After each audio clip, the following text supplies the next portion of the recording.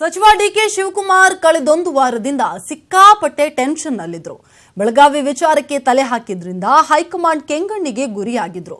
ಇದರ ಮಧ್ಯೆ ಐಟಿ ಕೇಸ್ನಲ್ಲಿ ಜಾಮೀನು ಸಿಗುತ್ತೋ ಇಲ್ವೋ ಅನ್ನೋ ಟೆನ್ಷನ್ ಎದೆ ಬಡಿತವನ್ನ ಮತ್ತಷ್ಟು ಹೆಚ್ಚಿಸಿತ್ತು. ಆದರೆ ಇದೀಗ ಡಿಕೆ ಶಿವಕುಮಾರ್ ರಿಲ್ಯಾಕ್ಸ್ ಆಗಿದ್ದಾರೆ. ಐಟಿ ಕೇಸಲ್ಲಿ ಡಿಕೆಶಿಗೆ ರಿಲೀಫ್, ಜಾಮೀನು ಮಂಜೂರು ಮಾಡ್ತು ಕೋರ್ಟ್.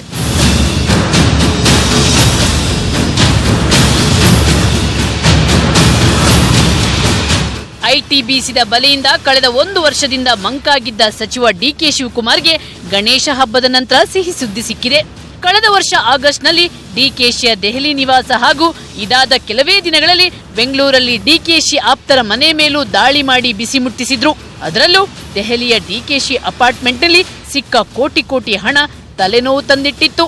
ಐಟಿ ಸಲ್ಲಿಸಿದ ದೂರಿನ ವಿಚಾರಣೆ ನಡೆಸಿದ ಆರ್ಥಿಕ ಅಪರಾಧಗಳ ನ್ಯಾಯಾಲಯ ಇಂದು ಸಚಿವ ಶಿವಕುಮಾರ್ ಸೇರಿದಂತೆ ಅವರ ಆಪ್ತರಾದ ರಾಜೇಂದ್ರ, ಆಂಜನೇಯ, ಸುನಿಲ್ ಶರ್ಮಾಗೆ ಷರತ್ತುಬದ್ಧ ಜಾಮೀನು ನೀಡಿದೆ.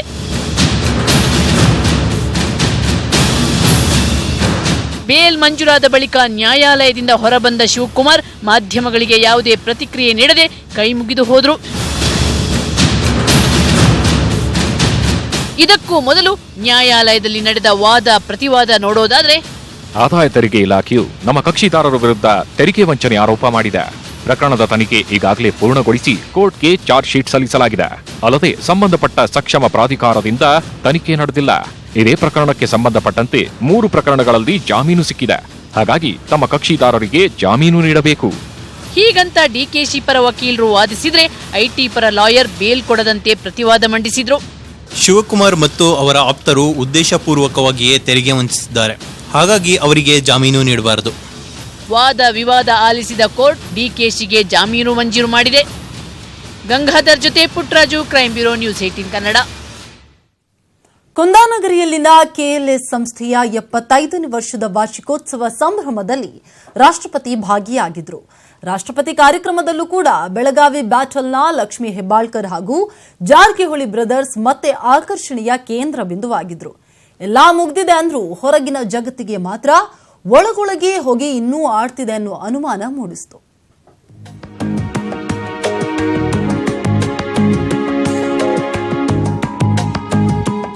ಬ್ಯಾಂಕ್ ಎಲೆಕ್ಷನ್ ಬಳಿಕ ಬೆಳಗಾವಿ ಬೆಂಕಿ ಆರಿ ಹೋಗಿದೆ.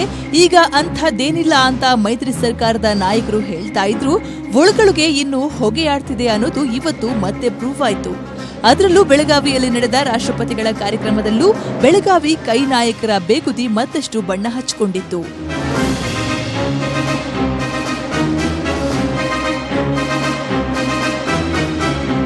ಕರ್ನಾಟಕ ಲಾ ಸೊಸೈಟಿ ಸಂಸ್ಥೆಯ ಅಮೃತ ಮಹೋತ್ಸವ ಕಾರ್ಯಕ್ರಮಕ್ಕೆ ರಾಷ್ಟ್ರಪತಿ ಆಗಮಿಸಿದ್ರು. ಪ್ರೆಸಿಡೆಂಟ್ ರಮಾನಾಥ್ ಕೋವಿಂದ್ ಅವರನ್ನ ಸಾಮ್ರಾ ಏರ್ಪೋರ್ಟ್ನಲ್ಲಿ ಸಿಎಂ ಎಚ್ಡಿಕೆ ಹಾಗೂ ರಾಜ್ಯಪಾಲ ವಜೂಭಾಯಿ ವಾಲಾ ಸ್ವಾಗತಿಸಿದ್ರು. ಈ ವೇಳೆ ಸಿಎಂಗೆ ಸಚಿವ ರಮೇಶ್ ಜಾರಕಿಹೊಳಿ ಎದುರಾದ್ರು. ಆಗ ಸಿಎಂ ರಮೇಶ್ ಜಾರಕಿಹೊಳಿ ಕೆನ್ನೆ ಮುಟ್ಟಿ ನಗ್ನಗುತ್ತಾ ಮಾತನಾಡಿಸಿದ್ರು.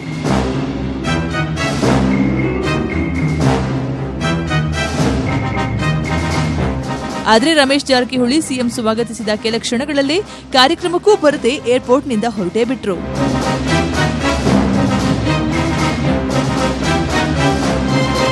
ಜಿಐಟಿ ಕಾಲೇಜಿನಲ್ಲಿ ನಡೆದ ಅಮೃತ ಮಹೋತ್ಸವ ಸಮಾರಂಭದಲ್ಲಿ ರಾಷ್ಟ್ರಪತಿ ಕೋವಿಂದ್ ಹಾಗೂ ಅವರ ಪತ್ನಿ ಸವಿತಾ ಕೋವಿಂದ್, ರಾಜ್ಯಪಾಲರು, CM, supreme court CJ Deepak Mishra ಸೇರಿದಂತೆ ಗಣ್ಯರು ಭಾಗಿಯಾಗಿದ್ದರು. ಕಾರ್ಯಕ್ರಮದ ಮುಂದೆ ಶಾಸಕ ಸತೀಶ್ ಜಾರಕಿಹೊಳಿ ಹಾಗೂ ಲಕ್ಷ್ಮೀ ಹೆಬ್ಬಾಳ್ಕರ್ ಅಕ್ಕಪಕ್ಕ ಕುಳಿತು ಗಮನ ಸೆಳೆದರು.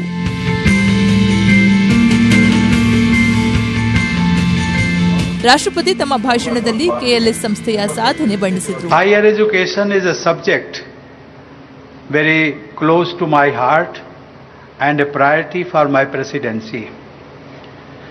My own background, as you know, has been in the legal fraternity, and for me, law has been not just a profession but a passion. ಸಮಾರಂಭದ ಬಳಿಕ ಮಾತನಾಡಿದ ಸತೀಶ್ ಜಾರಕಿಹೊಳಿ 5 ವರ್ಷ ಸರ್ಕಾರ ಸುಭದ್ರವಾಗಿರುತ್ತೆ ಅಂದ್ರು. ಇನ್ನು ಲಕ್ಷ್ಮೀ ಹೆಬ್ಬಾಳ್ಕರ್ ಯಾರ್ಯಾರಿಗೆ ಏನೇನು ತಂತ್ರ ಮಾಡ್ತಿದ್ದಾರೋ ನನಗೆ ಗೊತ್ತಿಲ್ಲ ಅಂದ್ರು. ಅದ್ರ ಬಗ್ಗೆ ನಮಗೆ ಮಾಹಿತಿ ಇಲ್ಲ. ಬಿಜೆಪಿ ಅವರು ಖರೀದಿ ಮಾಡೋ ಬಗ್ಗೆ ನಮಗೇನು ಮಾಹಿತಿ ಇಲ್ಲ. ಅದ್ರ ಬಗ್ಗೆ ನಮಗೆ ಗೊತ್ತಿಲ್ಲ. ನಮಗೆ ಯಾರು ಸಂಪರ್ಕ ಮಾಡಿಲ್ಲ. ನಮಗೆ ಅದ್ರ ಬಗ್ಗೆ ಸಂಪೂರ್ಣ ಮಾಹಿತಿ ಇಲ್ಲ. ಅದ್ರ ಬಗ್ಗೆ ಗೊತ್ತಿಲ್ಲ. ಬೇರೆಯವ್ರು ಇರಬಹುದು, ಬೇರೆಯವ್ರು ಇರಬಹುದು ಯಾರು. ಸರ್ಕಾರ ಬೀಳಲ್ಲ, ಸರ್ಕಾರ ಗಟ್ಟಿಯಾಗಿರುತ್ತೆ. ಶಮನ ಆಗ್ಬೇಕು, ಶಮನ ಆಗಿದೆ ಅಂತ ನಾನು ಅನ್ಕೊಂಡಿದ್ದೀನಿ. ಏನು ಒಳಮರ್ಮ, ಏನು ಇನ್ನರ್ ಥಿಂಗ್ಸ್ ನಂಗೆ ಅದ್ರ ಬಗ್ಗೆ ಗೊತ್ತಿಲ್ಲ. ಆದ್ರೆ ಸಚಿವ ರಮೇಶ್ ಜಾರಕಿಹೊಳಿ ಮಾತ್ರ ಸಿಎಂ ಹಾಗೂ ರಾಷ್ಟ್ರಪತಿ ಬೆಳಗಾವಿಗೆ ಬಂದ್ರು, ಅವರ ಜೊತೆ ಇರಲೇ ಇಲ್ಲ, ಸೋಲಾಪುರಕ್ಕೆ ಹೋದ್ರು ಎನ್ನಲಾಗಿದೆ. ಇವೆಲ್ಲ ರಮೇಶ್ ಜಾರಕಿಹೊಳಿ ಸಿಟ್ಟು ಇನ್ನೂ ಕಡಿಮೆಯಾಗಿಲ್ಲ ಅನ್ನೋದಕ್ಕೆ ಸಾಕ್ಷಿ ಎಂಬಂತಿತ್ತು.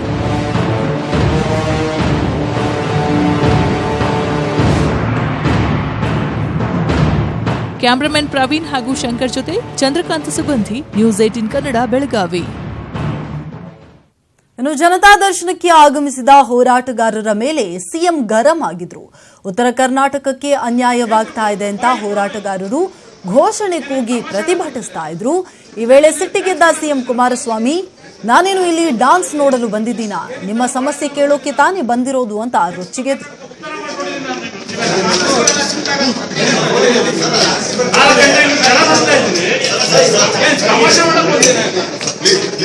ಮಾತಾಡಬೇಕಾದ್ರೆ ಹುಷಾರ ಮಾತಾಡಬೇಕು, ನನ್ನಂತ ಬೇರೆ ನಡೆಯಲ್ಲ.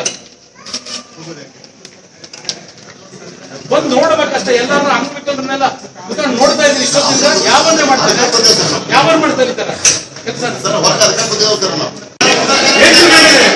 ಯಾವನ್ನ ಏನ್ ಬಾಯಿ ಕೊಡಬ ಇಲ್ಲ. ಏನೇನು ತಮಾಷೆ ಆಡಕ್ ಬಂದಿದ್ದೀರ, ಡ್ಯಾನ್ಸ್ ಮಾಡಕ್ ಬಂದಿದ್ದೀರ. ಏನ್ ಇಂತ ಬಹಳ ಜನ ನೋಡಿದ್ದೀನಿ ನಾನು. ಏನ್ ಉತ್ತರ ಕರ್ನಾಟಕ ಉತ್ತರ ಮಾಡ್ಕೊಂಡಿದ್ದೀನಿ ನಾನು.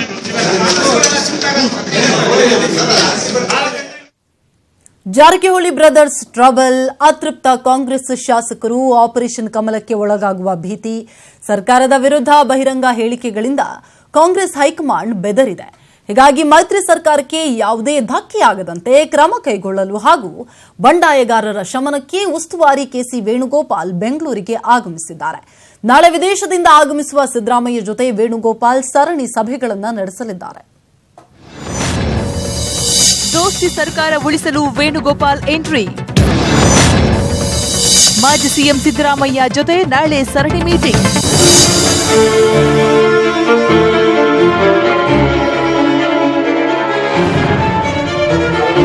ಬೆಳಗಾವಿ ಕೈ ನಾಯಕರ ಕದನ ಹಾದಿರಂಪ ಬೀದಿರಂಪವಾಗಿದೆ.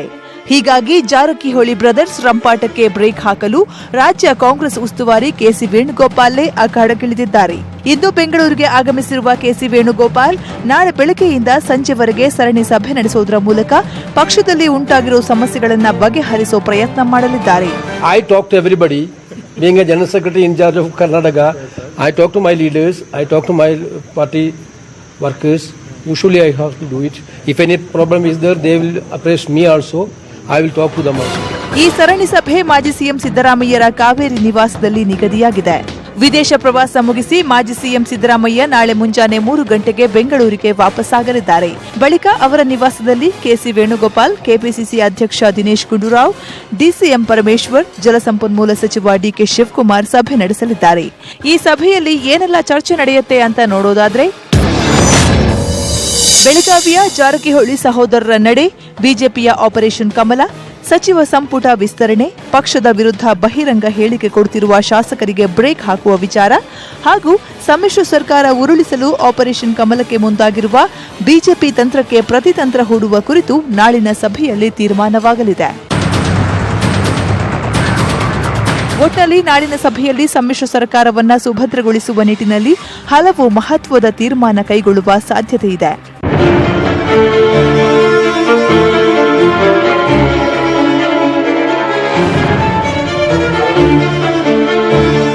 ಚಿದಾನಂದ ಪಟೇಲ್ ಜೊತೆ Krishna GV, news 18 Kannada, Bengaluru. Operation ಕಮಲದ ಮೇಲೆ ನಿನ್ನೆಯಷ್ಟೇ ಸರ್ಜಿಕಲ್ ಸ್ಟ್ರೈಕ್ ಮಾಡಿದ್ದ ಎಚ್ಡಿಕೆ ಆಡಳಿತಕ್ಕೆ ಮೇಜರ್ ಸರ್ಜರಿಯನ್ನ ಮಾಡಿದ್ದಾರೆ. ಮಾಫಿಯಾಗಳಿಗೆ ಬ್ರೇಕ್ ಹಾಕಲು ಅಲೋಕ್ ಕುಮಾರ್ ಅವರನ್ನ ಕ್ರೈಮ್ ವಿಭಾಗಕ್ಕೆ ಹೆಚ್ಚುವರಿ ಆಯುಕ್ತರಾಗಿ ನೇಮಕ ಮಾಡಿದ್ದಾರೆ. ಜೊತೆಗೆ 30 ಕೆಎಎಸ್ ಅಧಿಕಾರಿಗಳ ವರ್ಗಾವಣೆಯೂ ಆಗಿದೆ.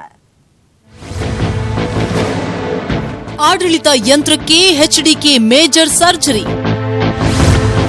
ಆಪರೇಷನ್ ಕಿಂಗ್ ಪಿನ್ಗಳ ಮೇಲೆ ಅಟ್ಯಾಕ್, ಮಾಫಿಯಾ ಮೇಲೆ ಸರ್ಕಾರದ ಸರ್ಜಿಕಲ್ ಸ್ಟ್ರೈಕ್. ಸರ್ಕಾರವನ್ನೇ ಬೀಳಿಸಲು ಹೊರಟಿದ್ದ ಮೀಟರ್ ಬಡ್ಡಿ, ರಿಯಲ್ ಎಸ್ಟೇಟ್ ಮಾಫಿಯಾ ಮೇಲೆ ಕೆಂಗಣ್ಣು ಬೀರಿದ್ದ ಕುಮಾರಸ್ವಾಮಿ ಸರ್ಕಾರ ಕ್ರಿಮಿನಲ್ಗಳನ್ನ ಮಟ್ಟ ಹಾಕೋಕೆ ತಮಗೆ ಬೇಕಾದವರನ್ನ ಬೆಂಗಳೂರು ನಗರಕ್ಕೆ ವರ್ಗಾವಣೆ ಮಾಡಿದೆ. ಲಾಟರಿ ಹಗರಣದ ಆರೋಪದ ಮೇಲೆ ಬೆಂಗಳೂರು ಸಿಟಿಯಿಂದ ಹೊರಗಡೆ ಹೋಗಿದ್ದ ಐಜಿಪಿ ಅಲೋಕ್ ಕುಮಾರ್ ಅವರನ್ನ ಕ್ರೈಂ ವಿಭಾಗದ ಹೆಚ್ಚುವರಿ ಪೊಲೀಸ್ ಆಯುಕ್ತರಾಗಿ ವರ್ಗಾವಣೆ ಮಾಡಲಾಗಿದೆ. ಈ ಮೂಲಕ ಮಾಫಿಯಾಕ್ಕೆ ಪಕ್ಕಾ ಸಂದೇಶ ಕಳುಹಿಸಿದ್ದಾರೆ. ಇನ್ನು ಕಲೆಕ್ಷನ್ ಬ್ಯೂರೋ ಅಂತ ಕುಖ್ಯಾತಿ ಪಡೆದುಕೊಂಡಿದ್ದ ಸಿಸಿಬಿಗೆ ಅಂಟಿದ್ದ ಮಸಿ ತೊಳೆಯಲು ಗಿರೀಶ್ ಅವರನ್ನ ಡಿಸಿಪಿಯಾಗಿ ಸರ್ಕಾರ ನೇಮಕ ವರ್ಗ ಮಾಡಿದೆ. ಸಿದ್ದು ಅವಧಿಯ ಅಧಿಕಾರಿಗಳಿಗೆ ಗೇಟ್ ಪಾಸ್. ಮೈತ್ರಿ ಸರ್ಕಾರ ಅಧಿಕಾರಕ್ಕೆ ಬಂದ ಮೇಲೆ ಪೊಲೀಸ್ ಇಲಾಖೆಯಲ್ಲಿ ಮಾಡ್ತಾ ಇರೋ ಮೇಜರ್ ಸರ್ಜರಿ ಇದಾಗಿದೆ. 20 ಮಂದಿ ಐಪಿಎಸ್ ಅಧಿಕಾರಿಗಳನ್ನ ವರ್ಗಾವಣೆ ಮಾಡುವ ಮೂಲಕ ಆಯಕಟ್ಟಿನ ಸ್ಥಾನಗಳಿಗೆ ತಮಗೆ ಬೇಕಾದವರನ್ನ ಕರೆಸಿಕೊಂಡಿದ್ದಾರೆ. ಅಲ್ಲದೆ ಸಿದ್ದರಾಮಯ್ಯ ಅವರ ಸರ್ಕಾರದಲ್ಲಿ ಆಯಕಟ್ಟಿನ ಸ್ಥಾನಗಳಲ್ಲಿ ಕೂತಿದ್ದ ಕೆಲವು ಅಧಿಕಾರಿಗಳಿಗೆ ಗೇಟ್ ಪಾಸ್ ಕೊಟ್ಟಿದ್ದಾರೆ. 30 ಕೆಎಎಸ್ ಅಧಿಕಾರಿಗಳ ವರ್ಗಾವಣೆ. ಬೆಂಗಳೂರು ನಗರ ಜಿಲ್ಲೆ ವಿಶೇಷ ಡಿಸಿಯಾಗಿ ಜಗದೀಶ್. ಇನ್ನು ಆಡಳಿತಕ್ಕೆ ಸಿಎಂ ಕುಮಾರಸ್ವಾಮಿ ಮೇಜರ್ ಸರ್ಜರಿ ಮಾಡಿದ್ದು 30 ಕೆಎಎಸ್ ಅಧಿಕಾರಿಗಳನ್ನು ವರ್ಗಾವಣೆಗೊಳಿಸಿ ಆದೇಶ ಹೊರಡಿಸಿದ್ದಾರೆ. ಬೆಂಗಳೂರು ನಗರ ಜಿಲ್ಲೆ ವಿಶೇಷ ಡಿಸಿಯಾಗಿ ಜಗದೀಶ್ ನೇಮಕ ಮಾಡಿದ್ದಾರೆ. ಐಎಎಸ್ ಅಧಿಕಾರಿ ಕಪಿಲ್ ಮೋಹನ್ ಮೈಸೂರು ಆಡಳಿತ ತರಬೇತಿ ಮಹಾನಿರ್ದೇಶಕರಾಗಿ ವರ್ಗವಾಗಿದ್ದಾರೆ. Crime bureau news 18 Kannada Bengaluru. ಸಂಸದ ಪ್ರತಾಪ್ ಸಿಂಹ ಧೈರ್ಯವಿದ್ರೆ ನನ್ನ ಎದುರು ಬರಲಿ ಅಂತ ಕೊಡಗಿನ ಬಿಜೆಪಿ ಮುಖಂಡ ದೇವಯ್ಯ ತಿರುಗೇಟನ್ನ ಕೊಟ್ಟಿದ್ದಾರೆ. ಮೊನ್ನೆ ಹೆಬ್ಬಟ್ಟಗೇರಿಯಲ್ಲಿ ನಡೆದ ಜಗಳದ ಬಗ್ಗೆ ಪ್ರತಾಪ್ ಸಿಂಹ ಫೇಸ್ಬುಕ್ ಲೈವ್ನಲ್ಲಿ ಹೇಳಿಕೆಯನ್ನ ನೀಡಿದ್ರು. ಹಿರಿಯರೆಂದು ಸುಮ್ಮನಿದ್ದೆ, ಬೇರೆಯವರಾಗಿದ್ರೆ ತದುಕ್ತಾ ಇದ್ದೆ ಅಂತ ಹೇಳಿದ್ರು. ಇದರಿಂದ ರೊಚ್ಚಿಗೆದ್ದಿರುವ ದೇವಯ್ಯ, ಪ್ರತಾಪ್ ಸಿಂಹ ಧೈರ್ಯವಿದ್ರೆ ನನ್ನ ಎದುರು ಬರಲಿ, ಕೊಡಗಿನ ಎಂಬಿ ದೇವಯ್ಯ ಎಂಥವನೆಂದು ತೋರಿಸ್ತೀನಿ ಅಂತ ಸವಾಲು ಹಾಕಿದ್ದಾರೆ. ಅಷ್ಟೇ ಅಲ್ಲದೆ ಅವರು ತದುಕಿದ್ರೆ ಸುಮ್ಮನಿರೋದಕ್ಕೆ ನಾನು ಗಾಂಧಿವಾದಿ ಅಲ್ಲ, ನಾನು ಸುಭಾಷ್ ಚಂದ್ರ ಬೋಸ್ ಕ್ಯಾಟಗರಿಯವನು ಅಂತ ಹೇಳಿದ್ದಾರೆ. ಇವತ್ತು ವಯಸ್ಸಾಗಿದೆ, ತದುಕುವಂತ ಮಾತಾಡುವುದು ಅವರ ಬಾಲಶೈಲಿಯ ಮಾತು. ನಾಲೆಗೆ ಕುಲವನ್ನು ಹೇಳುತ್ತು ಅಂತ ತದುಕಿಸ್ಕೊಳ್ಳುವಂಥ ಮುಠಾಳ ನಾನಲ್ಲ, ನಾನು ಗಾಂಧಿವಾದಿ ಅಲ್ಲ, ನಾನು ಸುಭಾಷ್ ಚಂದ್ರ ಬೋಸಿನ ಆ ಕೆಟಗರಿಗೆ ಸೇರಿದ ವ್ಯಕ್ತಿ ಅಂತ ನಾನು ತಿಳ್ಕೊಂಡಿದ್ದೇನೆ. ಚಂದ್ರಶೇಖರ್ ಆಜಾದ್ ಥರ ಹೊಡೆದವನಿಗೆ ಕೆನ್ನೆ ಇನ್ನೊಂದು ಕೆನ್ನೆಯನ್ನು ತೋರಿಸುವಂಥ ಹೇಡಿ ಅಲ್ಲ. ಆ ತಾಕತ್ತಿದ್ರೆ ಬಂದು ಮುಟ್ಟಿ ನೋಡಲಿ. ಆವಾಗ ದೇವಯ್ಯ ಯಾರು, ಕೊಡಗಿನಲ್ಲಿರತಕ್ಕಂಥವರು ಯಾವ ರೀತಿ ಜನ ಇದ್ದಾರೆ ಅಂತ ನೋಡೋದಕ್ಕೆ ಅವನು ಅಪ್ಪನಿಗೆ ಹುಟ್ಟಿದ ಮಗ ಇದ್ರೆ ಬಂದು ಎದುರಿಸಲಿ, ನಾನು ನೋಡ್ಕೊಳ್ತೀನಿ. ಸತತ ಅನಾರೋಗ್ಯದಿಂದ ಬಳಲ್ತಾ ಇರುವ ಗೋವಾ ಸಿಎಂ ಮನೋಹರ್ ಪರಿಕ್ಕರ್ ತಮ್ಮ ಸ್ಥಾನಕ್ಕೆ ರಾಜೀನಾಮೆ ನೀಡುವ ಇಂಗಿತವನ್ನು ವ್ಯಕ್ತಪಡಿಸಿದ್ದಾರೆ. ಅಷ್ಟೇ ಅಲ್ಲದೆ ಮತ್ತೆ ಅನಾರೋಗ್ಯದಿಂದ ದೆಹಲಿ ಏಮ್ಸ್ ಆಸ್ಪತ್ರೆಗೆ ಗೋವಾ ಸಿಎಂ ದಾಖಲಾಗಿದ್ದಾರೆ. ಹೀಗಾಗಿ ಗೋವಾ ಸಿಎಂ ಪಟ್ಟಕ್ಕೆ ಹೊಸಬರ ಹುಡುಕಾಟ ಶುರುವಾಗಿದೆ. ಗೋವಾ ಸಿಎಂ ಪರಿಕ್ಕರ್ ರಾಜೀನಾಮೆ. ಸತತ ಅನಾರೋಗ್ಯದಿಂದ ಕಂಗೆಟ್ಟ ಪರಿಕ್ಕರ್ ಕಳೆದ 7 ತಿಂಗಳಿಂದ ತೀವ್ರ ಅನಾರೋಗ್ಯದಿಂದ ಬಳಲ್ತಾ ಇರುವ ಗೋವಾ ಸಿಎಂ ಮನೋಹರ್ ಪರಿಕ್ಕರ್ ಇದೀಗ ಸಿಎಂ ಸ್ಥಾನಕ್ಕೆ ರಾಜೀನಾಮೆ ಕೊಡಲು ಮುಂದಾಗಿದ್ದಾರೆ. 3 ತಿಂಗಳು ಅಮೆರಿಕದಲ್ಲಿ ಚಿಕಿತ್ಸೆ ಪಡೆದ್ರೂ ಆರೋಗ್ಯ ಸುಧಾರಿಸಿಲ್ಲ. ಹೀಗಾಗಿ ರಾಜ್ಯದ ಆಡಳಿತದ ಚುಕ್ಕಾಣಿ ನಡೆಸೋಕೆ ಕಷ್ಟವಾಗ್ತಿದೆ. ಇದೇ ಕಾರಣಕ್ಕೆ ಸಿಎಂ ಸ್ಥಾನಕ್ಕೆ ಸೂಕ್ತ ವ್ಯಕ್ತಿಯನ್ನ ನೇಮಿಸಿ ಎಂದು ಬಿಜೆಪಿ ರಾಷ್ಟ್ರಾಧ್ಯಕ್ಷ ಅಮಿತ್ ಶಾಗೆ ಪತ್ರ ಬರೆದಿದ್ದಾರೆ ಪರಿಕ್ಕರ್.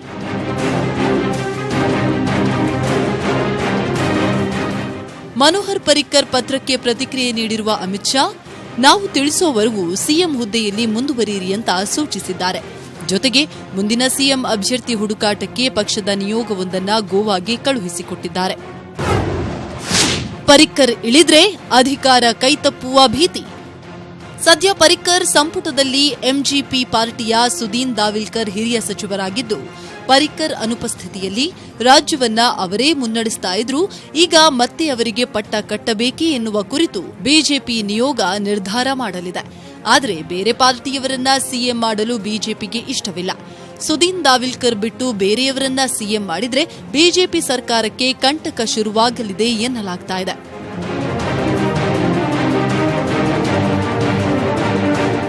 ಈ ಬಗ್ಗೆ ಪ್ರತಿಕ್ರಿಯೆ ನೀಡಿರುವ ಸುದೀನ್ ದಾವಿಲ್ಕರ್, ನಮ್ಮಲ್ಲಿ ನಾಯಕತ್ವಕ್ಕೆ ಕಿತ್ತಾಟವಿಲ್ಲ, ನಾನೇ ಸಿಎಂ ಅಭ್ಯರ್ಥಿ ಎಂದು ಪರೋಕ್ಷ ಹೇಳಿಕೆ ನೀಡಿದ್ದಾರೆ. ಇದರ ಮಧ್ಯೆಯೇ ಸಿಎಂ ಮನೋಹರ್ ಪರಿಕ್ಕರ್ಗೆ ಮತ್ತೆ ಅನಾರೋಗ್ಯದಿಂದ ದೆಹಲಿಯ ಏಮ್ಸ್ ಆಸ್ಪತ್ರೆಗೆ ದಾಖಲಿಸಲಾಗಿದೆ. Bureau report news 18 Kannada. ದೇಶದ ಸ್ವಚ್ಛತೆಗೆ ಪಣ ತೊಟ್ಟಿದ್ದ ಪ್ರಧಾನಿ ನರೇಂದ್ರ ಮೋದಿ ಸ್ವಚ್ಛ ಭಾರತ್ ಯೋಜನೆಯನ್ನ ಆರಂಭಿಸಿದ್ರು. ಈಗ ಗಾಂಧಿ ಜಯಂತಿ ಹಿನ್ನೆಲೆಯಲ್ಲಿ ಸ್ವಚ್ಛತೆಯೇ ಸೇವೆ ಅಭಿಯಾನಕ್ಕೆ ಚಾಲನೆಯನ್ನ ಕೊಟ್ಟಿದ್ದಾರೆ. ಸ್ವಚ್ಛತಾ ಅಭಿಯಾನದ ರಾಯಭಾರಿಗಳ ಜೊತೆಗೆ ತಾವೇ ಪೊರಕೆ ಹಿಡಿದು ಸ್ವಚ್ಛತೆಯನ್ನ ಮಾಡಿದ್ದಾರೆ. ಸ್ವಚ್ಛತೆಯೇ ಸೇವೆ ಅಭಿಯಾನಕ್ಕೆ ಮೋದಿ ಚಾಲನೆ. ದೆಹಲಿಯ ಶಾಲೆಯಲ್ಲಿ ಕಸಗುಡಿಸಿದ ಪ್ರಧಾನಿ.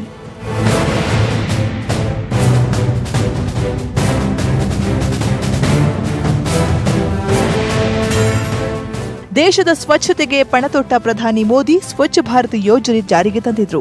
ಆ ಯೋಜನೆಗೆ ಅಕ್ಟೋಬರ್ 2 ಅಂದರೆ ಗಾಂಧಿ ಜಯಂತಿಯ ದಿನಕ್ಕೆ 4 ವರ್ಷ ತುಂಬಲಿದೆ. ಹೀಗಾಗಿ ಇಂದು ಸ್ವಚ್ಛತೆಯೇ ಸೇವೆ ಎಂಬ ಹೊಸ ಅಭಿಯಾನಕ್ಕೆ ಮೋದಿ ಚಾಲನೆ ನೀಡಿದ್ರು. ತಾವೇ ಪೊರಕೆ ಹಿಡಿದು ದೆಹಲಿ ಪಹಾಡ್ಗಂಜ್ ಶಾಲೆಯಲ್ಲಿ ಕಸಗುಡಿಸಿದ್ರು.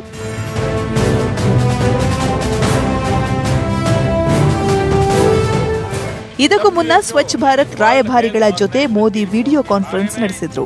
ಸಂವಾದದಲ್ಲಿ ಬಾಲಿವುಡ್ ಬಿಗ್ ಬಿ ಅಮಿತಾಬ್ ಬಚ್ಚನ್, ರವಿಶಂಕರ್ ಗುರೂಜಿ, ರತನ್ ಟಾಟಾ ಸೇರಿ 20ಕ್ಕೂ ಹೆಚ್ಚು ರಾಯಭಾರಿಗಳು ಭಾಗವಹಿಸಿದ್ರು. ಮೋದಿ ಯೋಜನೆಯನ್ನ ಎಲ್ಲರೂ ಕೊಂಡಾಡಿದ್ರು. ಅಲ್ಲದೆ ತಾವು ಸ್ವಚ್ಛತೆ ಬಗ್ಗೆ ಕೈಗೊಂಡ ಕ್ರಮಗಳ ಬಗ್ಗೆ ವಿವರಿಸಿದ್ರು.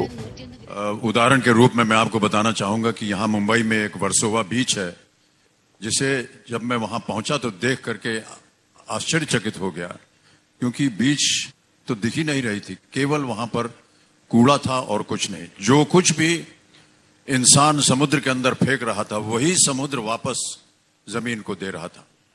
वहां पर जाकर के हमने स्वयं काम किया. The dream of every citizen of India, to be a strong India in the future. Like any monument, the foundation has to be strong. That foundation is the health of our people. The health of our people cannot be there without cleanliness and raising the level of sanitation and safe drinking water for the people. We can reduce or hopefully even eliminate if every one of us support this movement. ನಂತರ ಜನಸಾಮಾನ್ಯರ ಜೊತೆಯೂ ನಮೋ ಸ್ವಚ್ಛ ಭಾರತ ಬಗ್ಗೆ ಚರ್ಚೆ ನಡೆಸಿದ್ರು. ಪ್ರಧಾನಿ ಮೋದಿ ಸೂಚನೆಯಂತೆ BJP ನಾಯಕರು ಸ್ವಚ್ಛ ಕಾರ್ಯಕ್ರಮದಲ್ಲಿ ತೊಡಗಿದ್ರು. Bureau report, news 18 Kannada. ವಾಹನ ಸವಾರರ ಜೇಬಿಗೆ ಮತ್ತೆ ಕತ್ತರಿ ಬಿದ್ದಿದೆ. ತೈಲ ಬೆಲೆ ದಾಖಲೆ ಏರಿಕೆ ಕಂಡಿದ್ದು ಮುಂಬೈನಲ್ಲಿ ಪೆಟ್ರೋಲ್ ಬೆಲೆ 90 ರೂಪಾಯಿ ಗಡಿ ತಲುಪಿದೆ. ಹೈದರಾಬಾದ್ನಲ್ಲಿ 80 ರೂಪಾಯಿ ಗಡಿ ದಾಟಿದೆ ಡೀಸೆಲ್ ದರ. ಬೆಂಗಳೂರಿನಲ್ಲಿ 76 ರೂಪಾಯಿ ತಲುಪಿದ ಡೀಸೆಲ್ 84 ರೂಪಾಯಿಯನ್ನ ದಾಟಿದ್ದು ಇಂದು ಮತ್ತೆ 25 ಪೈಸೆ ಏರಿಕೆಯಾಗಿದೆ. ಕಳೆದ 4 ದಿನಗಳಿಂದ ಕೂಡ ಪ್ರತಿದಿನ 25 ಪೈಸೆ 14 ಪೈಸೆಯಷ್ಟು ಏರಿಕೆ ಆಗ್ತಾನೆ ಇದೆ. ಇನ್ನು ತೈಲ ಬೆಲೆ ಏರಿಕೆ ಹಾಗೂ ಡಾಲರ್ ಎದುರು ರೂಪಾಯಿ ಮೌಲ್ಯ ಕುಸಿತ ಹಿನ್ನೆಲೆಯಲ್ಲಿ ಪ್ರಧಾನಿ ಮೋದಿ ನಿವಾಸದಲ್ಲಿ ಉನ್ನತ ಮಟ್ಟದ ಸಭೆ ಕೂಡ ನಡೆಯಿತು. ಸಭೆಯಲ್ಲಿ ಆರ್ಥಿಕ ಇಲಾಖೆಯ ಅಧಿಕಾರಿಗಳು ಭಾಗಿಯಾಗಿದ್ರು.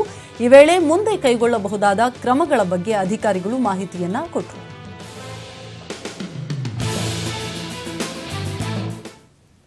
ಮಲ್ಯ ಪರಾರಿಯಾಗಲು ಪ್ರಧಾನಿ ಮೋದಿಯವರ ನೆಚ್ಚಿನ ಸಿಬಿಐ ಅಧಿಕಾರಿಯೇ ಅವಕಾಶ ಮಾಡಿಕೊಟ್ಟಿದ್ದಾರೆ ಅಂತ ಎಐಸಿಸಿ ಅಧ್ಯಕ್ಷ ರಾಹುಲ್ ಗಾಂಧಿ ಆರೋಪಿಸಿದ್ದಾರೆ. ವಿಜಯ್ ಮಲ್ಯ ವಿರುದ್ಧದ ಲುಕ್ಔಟ್ ನೋಟಿಸ್ ದುರ್ಬಲಗೊಳಿಸುವಲ್ಲಿ ಗುಜರಾತ್ ಸಿಬಿಐ ಅಧಿಕಾರಿ ಎಕೆ ಶರ್ಮಾ ಪ್ರಮುಖ ಪಾತ್ರ ವಹಿಸಿದ್ದಾರೆ. ಅಲ್ಲದೆ ನೀರವ್ ಮೋದಿ ಹಾಗೂ ಮೆಹುಲ್ ಚೋಕ್ಸಿ ಕೂಡ ವಿದೇಶಕ್ಕೆ ಪರಾರಿಯಾಗುವಲ್ಲಿ ಇದೇ ಅಧಿಕಾರಿಯ ಕೈವಾಡ ಇದೆ ಅಂತ ರಾಹುಲ್ ಕಿಡಿಕಾರಿದ್ದಾರೆ.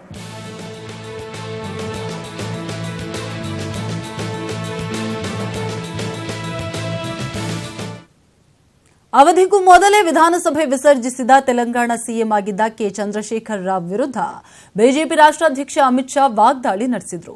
ಹೈದರಾಬಾದ್ನಲ್ಲಿ ಮಾತನಾಡಿದ ಅಮಿತ್ ಶಾ, ಕೆಸಿಆರ್ ಅವಧಿಗೂ ಮೊದಲೇ ಸರ್ಕಾರ ವಿಸರ್ಜಿಸಿ ಜನರ ಮೇಲೆ ಆರ್ಥಿಕ ಬರೆ ಹಾಕಿದ್ದಾರೆ.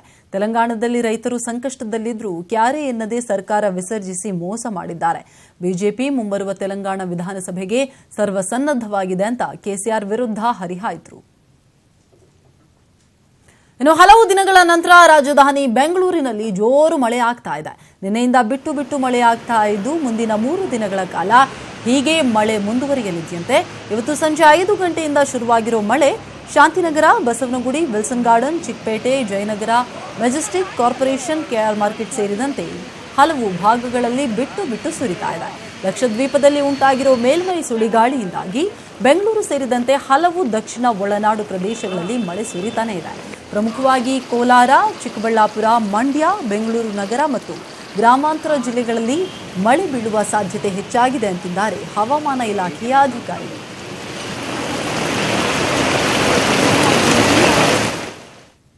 ನ್ಯೂಸ್ 18 ಕನ್ನಡದ ಸರ್ಜಿಕಲ್ ಸ್ಟ್ರೈಕ್ ತಂಡ ಒಂದು ವಿಚಿತ್ರ ಬೇಟೆಯಾಡಿದೆ. ಅದುವೇ ನಾಗಬೇಟೆ. ಹಾವುಗಳನ್ನ ತೋರಿಸಿ ಕೋಟಿ ಕೋಟಿ ಡೀಲ್ ಮಾಡೋ ಒಂದು ನಟೋರಿಯಸ್ ಗ್ಯಾಂಗ್ ವಿರುದ್ಧ ರಹಸ್ಯ ಕಾರ್ಯಾಚರಣೆಯನ್ನ ಮಾಡಿ ಅದರ ಬಣ್ಣ ಬಯಲು ಮಾಡಿದೆ. ಅಷ್ಟೇ ಅಲ್ಲ, ಆ ಗ್ಯಾಂಗ್ ಅನ್ನ ಅಂದರ್ ಕೂಡ ಮಾಡಿದೆ. ಅದು ಹೇಗೆ ಅನ್ನೋದರ ಥ್ರಿಲ್ಲಿಂಗ್ ಸ್ಟೋರಿ ಇಲ್ಲಿದೆ ನೋಡಿ.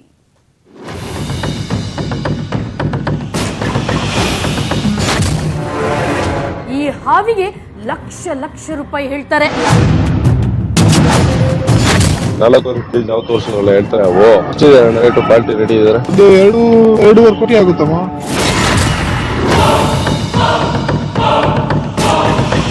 ಈ ರೀತಿ ನ್ಯೂಸ್ 18 ಕನ್ನಡದ ಸರ್ಜಿಕಲ್ ಸ್ಟ್ರೈಕ್ ತಂಡ ಪೊಲೀಸರ ಹಾಗೂ ಅರಣ್ಯ ಇಲಾಖೆ ಸಿಬ್ಬಂದಿ ಸಹಾಯದಿಂದ ಈ ವಿಚಿತ್ರ ಗ್ಯಾಂಗ್ ಮೇಲೆ ದಾಳಿ ಮಾಡಿ ಅವರನ್ನ ಅರೆಸ್ಟ್ ಮಾಡಿಸಿತು.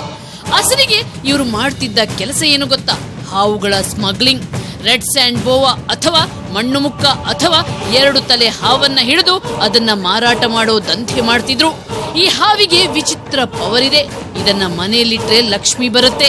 ಇದು ಮೆಡಿಸಿನ್ಗೆ ಬೇಕಾಗೋ ಭಾರಿ ಕಾಸ್ಟ್ಲಿ ಹಾವು. ಕೋಟಿ ಕೋಟಿ ಬಾಳುತ್ತೆ ಅಂತೆಲ್ಲ ತಪ್ಪು ಮಾಹಿತಿ ಹಬ್ಬಿಸಿ ಲಕ್ಷಾಂತರ ರೂಪಾಯಿಗೆ ಮಾರಾಟ ಮಾಡ್ತಿದ್ರು. ಹಾವಿನ ವಿಚಿತ್ರ ದಂಧೆ ಮಾಡೋ ಈ ಗ್ಯಾಂಗ್ ರಾಜ್ಯಾದ್ಯಂತ ಕಾರ್ಯನಿರ್ವಹಿಸುತ್ತಿದೆ.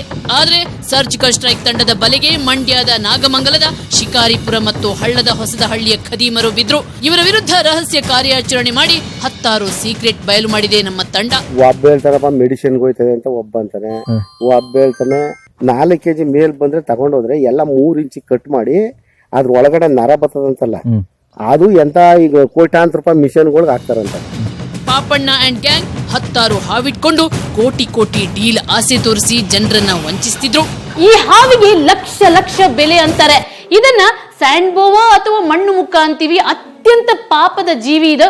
ಇದನ್ನ ಇಟ್ಕೊಂಡು ಬಂಡವಾಳ ಮಾಡಿಕೊಂಡು ಇವರು ವ್ಯವಹಾರ ಮಾಡ್ತಾರೆ. ಲಕ್ಷ ಲಕ್ಷ ರೂಪಾಯಿ ಬೆಲೆ ಹೇಳ್ತಾರೆ. ಒಂದು ಇಂಡಸ್ಟ್ರಿ ಒಂದು ಮೆಷಿನ್ಗೆ ಬಳಸಿದ್ರೆ ಆ ಮೆಷಿನ್ ಫಾಸ್ಟ್ ಆಗಿ ಓಡುತ್ತೆ ಅನ್ನುವಂತಹ ಸುಳ್ಳನ್ನು ಬರೀ ಹೇಳ್ತಾರೆ. ತಮ್ಮ ಸ್ವಾರ್ಥಕ್ಕೋಸ್ಕರ, ಹಣ ಗಳಿಕೆಗೋಸ್ಕರ ಇದನ್ನ ಬಳಕೆ ಮಾಡ್ತಾರೆ. ಈ ಗ್ಯಾಂಗ್ 10 ವರ್ಷಗಳಿಂದ ಹಾವು ಮಾತ್ರ ಅಲ್ಲ, ಗೂಬೆ, ಕೃಷ್ಣಮೃಗದ ಕೋಡು, ಹಾವಿನ ವಿಷ ಮುಂತಾದವುಗಳನ್ನ ಮಾರಾಟ ಮಾಡಿ ಜನರಿಗೆ ಮೋಸ ಮಾಡ್ತಿದೆ. ಈ ಡೇಂಜರಸ್ ಗ್ಯಾಂಗ್ ಮೇಲೆ ಸರ್ಜಿಕಲ್ ಸ್ಟ್ರೈಕ್ ತಂಡದ ಜೊತೆ ದಾಳಿ ಮಾಡಿದ ಅರಣ್ಯ ಇಲಾಖೆ ಸಿಬ್ಬಂದಿ ಹಾಗೂ ಪೊಲೀಸರು 5ರನ್ನ ಅರೆಸ್ಟ್ ಮಾಡಿದ್ದಾರೆ. ಕ್ಯಾಮರಾಮನ್ ಗಗನ್ ಗೌಡ ಜೊತೆ ರಂಜಿತ್ ಹಾಗೂ ವಿಜಯಲಕ್ಷ್ಮಿ ಶಿವರೂರು, ನ್ಯೂಸ್ 18 ಕನ್ನಡ.